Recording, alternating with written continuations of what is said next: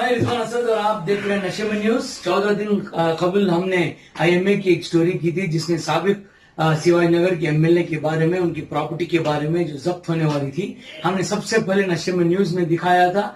और जुलाई 7 को उनका जो कोर्ट में केस हुआ, उसमें गवर्नमेंट में उनके जितने भी प्रॉपर्टी है जब्त करने की ऑर्डर्स भी नोटिस जारी कर दी है। और उनके बैंक अकाउंट्स और उनकी प्रॉपर्टीज को सीज भी किया गया है। इस बारे में हम बात कर रहे हैं नारी शक्ति के नरेंद्र कुमार जी को, जो हमेशा हमेशा आईएमए के विक्टिम्स हो या दूसरे अगर जो घपले किए हैं वो कंपनीज के विक्टिम्स को इन्होंने मदद कर रही है और लगातार कोर्ट प्रोसीडिंग्स को जाकर अपने खुद देख रहे हैं और आकर हमको इसके इंफॉर्मेशन दे रहे हैं। सबसे पहले नशे में न्यूज ने यह कहा था कि साबिक एमएलए जो शिवाजीनगर के थे, उनकी प्रॉपर्टी जब्त होने वाली है और उनके प्रॉपर्टीज को कोर्ट ने बहुत सीरियसली गवर्नमेंट को आदेश दिया था। तो प्रॉपर्टीज जब्त हुई है, 17 करोड़ की प्रॉपर्टी जब्त हुई है, उनके बैंक अकाउंट भी फ्रीज हुए हैं, उनकी अहलिया की भी हुए हैं। और इसके आगे नरेंद्र भाई क्या बोल रहे हैं? सर वो एक कहावत है, खोदा पहाड़ निकली चिड़िया। हम लोग 400 करोड़ के बारे में बात कर रहे थे, अभी 17 करोड़ की प्रॉपर्टी सीज हुई है। अच्छी बात है, कुछ ना कुछ कहीं से शुरुआत हुई है, लेकिन और बहुत दूर जाना है। और एक अच्छी न्यूज है कि जो पुराने मतलब बहुत सारे लोग बहुत पहले से ही आईएमए से जो पैसा डाल के ले रहे थे, उनके खिलाफ भी ऑर्डर आया है। कुछ 62 करोड़ ऐसा कुछ नंबर आया है रिकवर करने के लिए। तो ये एक्चुअली ये सिर्फ यही बताता है कि एक कॉम्पिटेंट अथॉरिटी है जो अपनी किटी को बढ़ाने के लिए लगातार कोशिश कर रहा है। एक तीर और उसको मारना है, जो है ये पुलिस वाले 2 लोग का नाम आया था, 2-2 करोड़ हेमंत और अजय गिलोरी। ये दोनों लोग में से साथ मिलकर, ऑफकोर्स बहुत लोग और इसमें शामिल होंगे, लेकिन इन दोनों ने प्रत्यक्ष रूप से 2-2 करोड़ पर मंथ लिया था, 20 करोड़ 22 करोड़ एक साथ में लिया था, ऐसा कुछ है। तो वो भी वापस लेने का काम एक बाकी है। और जो रहा 17 करोड़ का, वो तो उन्होंने अपने दाखिलातनामा ने दिए थे जो इलेक्शन टाइम पे अप्रैल 2018 को जो एमएलए के इलेक्शन में इलेक्शन कमीशन को जो दाखिला दिया था, उसके मुताबिक वो प्रॉपर्टी सीज की है। तो सिर्फ इतनी 17 करोड़ की प्रॉपर्टी नहीं, अभी उनके पास और भी प्रॉपर्टी होगी और कॉम्पिटेंट अथॉरिटी का और पता लगाना है। लेकिन सी इशू वाज कि अब तक क्या हो रहा था कि सरकार उनकी प्रॉपर्टी को जब्त करने का आदेश नहीं दे रही थी, परमिशन ये वो हो रहा था। तो कोई भी आदमी शुरू करेगा तो कम से कम पहले परमिशन मिल जाए, फिर आगे बढ़े। तो एक तरफ से परमिशन मिल गया है, 17 करोड़ की शुरुआत हो गई है। अब इसके बाद जैसे जैसे और प्रॉपर्टीज का पता लगता है या जहां और उनके ताल्लुकात थे, जहां डायरेक्टर्स होंगे, बोर्ड मेंबर्स होंगे, जहां किसी भी प्रकार का ओनरशिप का या इंचार्ज का होगा, वहां की प्रॉपर्टी तहकीकात करने की जो मिलेगी तो वो भी ऐड हो सकती है। और रहा ये पुराने एमिडेंट के डिपॉजिटर्स का, वो एक पाथ ब्रेकिंग न्यूज है एक्चुअली आईएमए वाले का। वो पाथ ब्रेकिंग न्यूज है क्योंकि ये यही नहीं और बाकी दूसरे पॉन्जी कंपनीज में भी काफी दूर तक जाएगा। नहीं, बहुत से लोग हमको ये फोन करके ये पूछे कि जो पुराने आईएमए की में जो अमाउंट डाले थे, एक एग्जाम्पल देता हूँ, 1 लाख अगर उसने डाला है तो उसको 5 लाख मिल गए, तो 4 लाख वापस रिकवर करिए, उसके वो 60 पर 2 करोड़ है। यस, जो उसका वापस देखिए, प्रोसीड ऑफ द क्राइम बोलते हैं। प्रोसीड ऑफ द क्राइम का मतलब है कि चोरी का माल, एक गलत आदमी से, एक कुछ गलत लोगों से लूटा हुआ पैसा एक दूसरे आदमी को देना या उन्होंने वसूला है। कहने को तो हलाल इन्वेस्टमेंट ये वो माफ करते थे, लेकिन ये सब एक मियाँ एक की टोपी दूसरे के सर फेंक वाली कहानी थी। तो जो लोग बाद में पैसा डाले, उन लोगों का पैसा, जो पहले पैसा डाले उन लोगों को दिया गया, और इसलिए दिया गया कि वो और लोगों को बताए कि हमको कंटिन्यूअसली मिल रहा है, प्रॉफिट मिल रहा है, अच्छी कंपनी है वो। तो ये अपना ये एक मोडस ऑपरेंडी है, इसको अंग्रेजी में मोडस ऑपरेंडी कहते हैं। ये एक मोडस ऑपरेंडी है जो बाकी लोगों को फुसलाने के लिए किया जाता है। टिपिकली ये आपने पुरानी फिल्मों में धर्मेंद्र की उनकी फिल्मों में देखा होगा कि कहीं वो सट्टेबाजी होती सड़क पर कि वो पत्ते बिछाते हैं और उसमें उन्हीं जो बच्चे पत्ते बिछाता है उन्हीं के 2-4 आदमी लाके 10 रुपए 20 रुपए लगाते हैं। हाँ। उनको देख देख के बाकी लोग लगाते हैं, तो ये उन्हीं का पैसा रहता है, रोटेट होकर उनके पास वापस चला जाता है। तो इस पॉन्जी कंपनी में भी, ऐसी पॉन्जी नहीं, ऐसी बाकी कंपनियों में भी एम्बिडेंट में भी हुआ है और बाकी कंपनी में भी हुआ है, आला में भी हुआ होगा। एक आदमी एक पॉन्जी कंपनी का आइडिया लेता है, फिर उसको बढ़ाने के लिए, लोगों को फुसलाने के लिए, लोगों को धोखा देने के लिए मायाजाल बिछाया जाता है। कुछ लोग आते हैं 1 करोड़ 2 करोड़ 15-20 लाख अपना अपना डालते हैं, उन लोगों पे तय रहता है कि कुछ हुआ तो मैं आपको वापस कर दूंगा। फिर वो लोग डालते हैं, डालने के बाद जब ये बिजनेस चल उठता है तो ये जो लोग पॉन्जी कंपनी चला रहे हैं वही चोर नहीं है, जो चलवा रहे हैं, फंडिंग द टेरर और फंडिंग दी। अभी साबिक एमएलए जो है उनके ऊपर 400 करोड़ रुपए का आरोप था, वो क्या हुआ? अभी भी है और कोर्ट में है दाखिला। तो कोर्ट ने क्या बोला कि 400 रिकवर करो या जितनी प्रॉपर्टी उतनी रिकवर? नहीं, कोर्ट इतना करोड़ रिकवर करो नहीं कर सकता। कोर्ट का कानून ये कहता है कि उनकी जितनी भी प्रॉपर्टी हो, उनके परिवार वालों की, which has been procured from the money of the depositors, जो डिपॉजिटर्स के पैसे हैं उनसे खरीदी गई सारे प्रॉपर्टीज, नामी बेनामी दोनों। बेनामी का मतलब होता है किसी और के नाम पे हो, तो फैमिली मेंबर्स के भी नाम पे हो, तो दोस्त के नाम पे होता है, ड्राइवर के नाम पे भी हो सकता है। किसी के भी नाम पे इस पैसे से प्रॉपर्टी खरीद हुई हो, उसको जब्त करने का अधिकार सरकार को है। नहीं, वो 400 करोड़ रुपए का जो दावा किया था वो भगोड़ा मंसूर ने, उसकी पोजीशन क्या है कोर्ट में, क्या है उसकी सुनवाई चल रही है? एक बिजनेसमैन होता है, चोर बिजनेसमैन ऐसे, स्मगलर इसे, लेकिन वो बिजनेसमैन होता है, उसके पास पैसे का लेन देन का हिसाब होता है, किससे कहा मैंने खर्चा किया, कहा क्या किया, किससे लिया, किसको दिया। तो वो किसको दिया, उसका 80+ लोगों का, 80 82 या 84 लोगों का नाम वो एक वीडियो में निकाला था। उनमें से ये सब नाम और नंबर्स आए थे, तभी से जो प्रोमिनेंट व्यक्ति था उसका नाम और नंबर सब लोगों में दौड़ रहा है, और जो नॉन प्रोमिनेंट है, पुराने वाले ने, उनका नाम लोग भूल गए हैं। कुछ पुलिस वालों का भी नाम लिया था, उनके ऊपर कुछ हो नहीं रहा है। तो एक्चुअली ये अक्यूज जो है वही इंफॉर्मेशन बता रहा है कि मैंने जो चोरी का माल था फलाने लोगों को बांटा। तो जो भी चोरी का माल या depositors money has been distributed to this people, वो सारे लोगों से वापस आना है।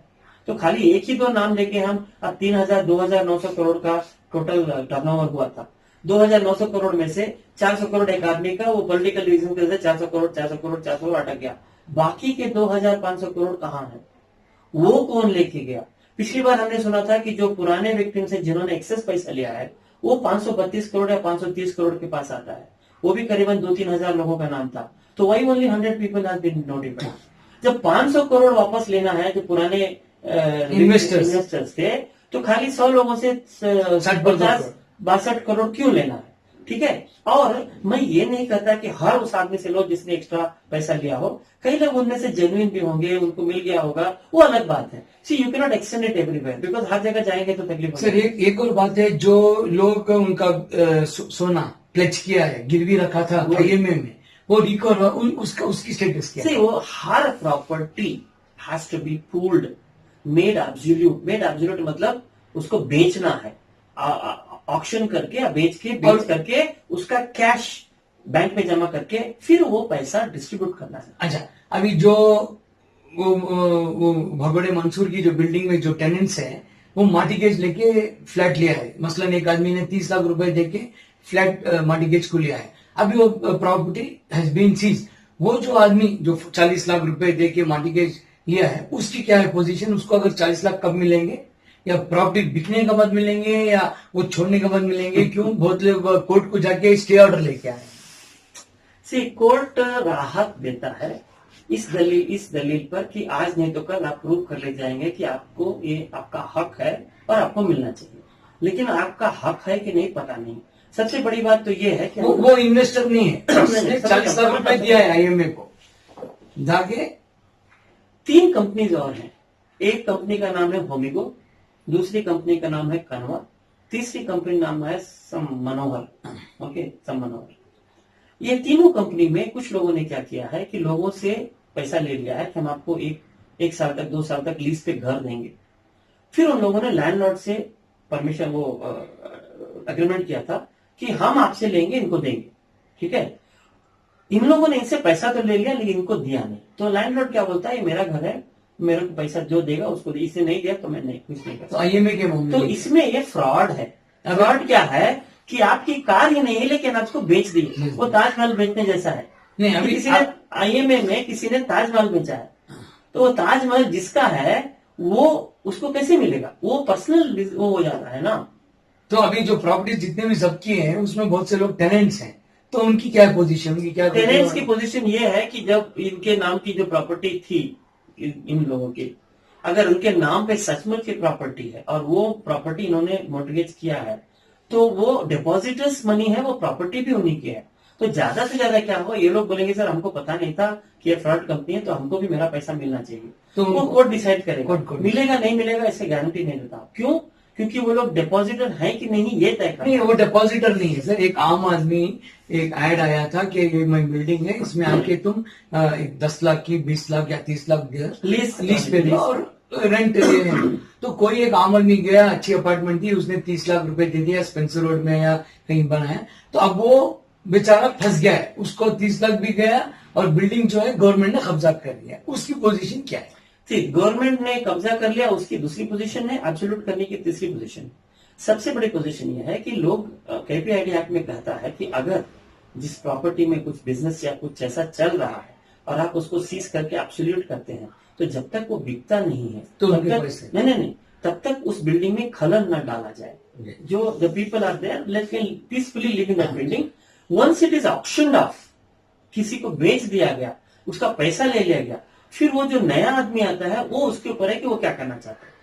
तो जब तक ये सेल नहीं होता है तब तक जो टेनेंट उसमें है वो रह सकते, तो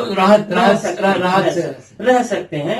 एक ही काम उनको करना होगा कि कोर्ट को जाकर के परमिशन लेना होगा कि सर केपीआईडी एक्ट के तहत सेक्शन सो एंड सो के तहत ये लिखा है, तो इसको डिस्टर्ब नहीं किया जाए, जब तक बिके नहीं तब तक हमको रहने दिया जाए, बाद में जो होगा तो देखेगा। हो सकता है वो फिर से वो भी एक डिपॉजिटर जैसे माने जाए कि उन्होंने कंपनी को पैसा दिया है। बट देर आर अभी आईपीसी रूल आने के बाद वो चेंजेस हो गए हैं कि who is a creditor, are you depositor और आर यू क्रेडिटर। अगर आप बिजनेस क्रेडिटर है तो आपका हक नहीं बनता। अगर आप डिपॉजिट दिए हैं, कंपनी में डिपॉजिट डाले हैं, तो अलग बात है। लेकिन अगर आपने समझ लो मैंने आईएमए को एक पंखा दिया था भाड़े पे, ठीक है, अब वो पंखा सीज हो गया, पहले फर्स्ट ऑफ ऑल वो पंखा भाड़े पे दिया तो सीज नहीं होना चाहिए, लेकिन अगर सीज हो गया तो मैं I am a business creditor, I cannot claim, I am not a depositor. मैंने पंखा तो दिया था लेकिन वो मैं डिपॉजिटर नहीं बन जाता। तो ये लोग डिपॉजिटर नहीं बनते, they can go get relief on that front कि सर जब तक कि बिकता नहीं तब तक हमको रहने दिया जाए।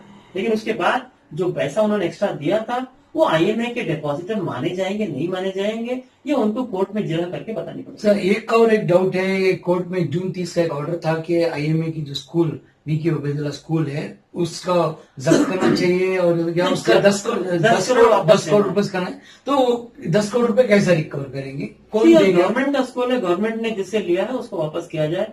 जब देखिए सर, अब स्कूल के बच्चों का क्या? बच्चों की बात नहीं सर, पिछली बार हमने कहा था कि जब आप लोगों को नसीहत देते हैं तो आप खुद नहीं खाना चाहिए।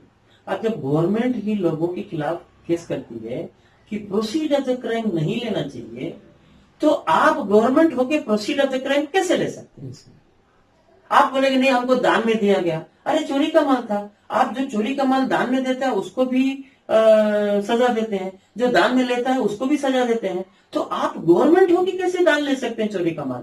तो अभी क्या है position? They must and should return the 10 crores to community authority, to community authority. Sir very clear, government को चोर ने चोरी का माल दिया, गवर्नमेंट ने ले लिया, अब वो गवर्नमेंट की बिल्डिंग है, अब उसको सीज करे, 10 करोड़ निकाले, या तो गवर्नमेंट 10 करोड़ दे और गवर्नमेंट बचाए। अभी बच्चों का नहीं, बच्चे गवर्नमेंट के पास लाखों करोड़ का बजट है सर। कर्नाटक का गवर्नमेंट 2 लाख करोड़ का बजट था 2 साल पहले, 1.5 साल पहले की बात।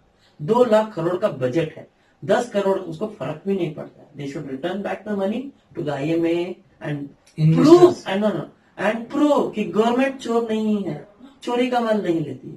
ये गवर्नमेंट को भी प्रूव करना होगा। तो अभी स्टेटस क्या होगा सर? ये अभी जितनी भी प्रॉपर्टी है, लोग को बहुत बेचैनी है कि उनका पैसा कब तक मिलेगा। क्यों कोविड के टाइम पे कम हो गया था और उनको कोई मैसेज भी आया था कि जाके आप बेंगलुरु में आपका अपडेट कीजिए या कोई सम डिफेक्ट है, सम प्रॉब्लम है आपके फॉर्म फिल करने में, तो कब तक मिलने की उम्मीद है? सर ऐसा है, दो 3 चीजें हैं कब तक मिलने की उम्मीद। आपको भी फोन आ रहे, मेरे को फोन आ रहा, तो पता है सर। ऐसा है कि ये इतने सारे मसले हैं, 3000 करोड़ का घोटाला है, उनमें से कैलकुलेशन रिकैलकुलेशन, सबका अपना अपना वादा होता है, बीच में कोरोना आ जाती है, गवर्नमेंट का काम है, समय लगेगा, इंतजार कीजिए। 6-8 महीने 9 महीने तक हो जाना चाहिए सब कुछ। रीजनेबली पिछली बार इन्होंने किया था कि 50,000 से कम लोगों को हम देंगे, they can have one more check. But क्या होता है, जब तक पूरा पैसा नहीं आता तब तक कितना दिया जाए वो डिसाइड नहीं होता है। तो हम एक बार और एक ट्रांच इन लोगों को दे दें, पता चला उनको पूरा पैसा मिल गया, फिर तीसरे वालों को आधा भी नहीं मिला, तो वो भी नाइंसाफी होती। KPI act doesn't allow that. He says proportionately distributed among everybody। वो 50,000 का जो पैसा दिए हैं उसको भी अगर कंटेस्ट किया जाए तो ये लोग केस आ जाएंगे। They cannot do that, they cannot discriminate। लेकिन फिर भी छोटा अमाउंट है, उन्होंने बोल दिया तो आएगा, जल्दी आएगा। लेकिन इंतजाम कीजिए, हमको जल्दी पैसा आने से ज्यादा फोकस करना है ज्यादा पैसा आने का। फिर से रिपोर्ट करता हूँ, हमको जल्दी पैसा आने से ज्यादा फोकस करना है ज्यादा पैसा आने का। अगर आज 6 महीने पहले जल्दी हो जाता तो आपको आधा पैसा मिलता, क्योंकि आप बाकी के किटी में जा रहे हैं तो आपका पैसा ज्यादा मिलेगा। हाँ, जिंदगी भर इंतजार नहीं कर सकते, 6-8 महीने में हो जाना चाहिए। तो नरेंद्र भाई ने बहुत अच्छी बात किया कि पैसा जल्दी मत करो, ज्यादा पैसों का इंतजार कीजिए और जल्द से जल्द आप लोगों के जो भी मसले हैं काउंटी अथॉरिटी हल करने की कोशिश करेगी। और जो भी प्रॉपर्टी जब्त किया है वो उसको काउंटी अथॉरिटी के हवाले होकर उसको फंडिंग बेचकर पैसा जमा कर जितने भी इन्वेस्टर है वो कैलकुलेट करके देगी। और इन्होंने बहुत अच्छा कहा, खोदने गया पहाड़ निकला चूहा। तो लोगों को ये बताना, नरेंद्र भाई का ये भी कहना है, अगर किसी को पता है किसी की प्रॉपर्टी है, कोई आदमी जो आईओ में अक्यूज्ड है उनकी अगर कोई प्रॉपर्टी बेनामी है या कोई और एसोसिएशन में ऑर्गेनाइजेशन में उन्होंने डाला है तो आप कंपनी अथॉरिटी को जाकर आप इत्तला दे सकते हैं, क्योंकि वो पैसा आपका पैसा है, आपके पैसों से इन्वेस्ट किया है। और जल्द से जल्द आप लोगों को 6-7 महीने के अंदर कोर्ट अगर चाहा तो आपके पैसे मिल सकते हैं। रिजवान असद, नशे न्यूज़।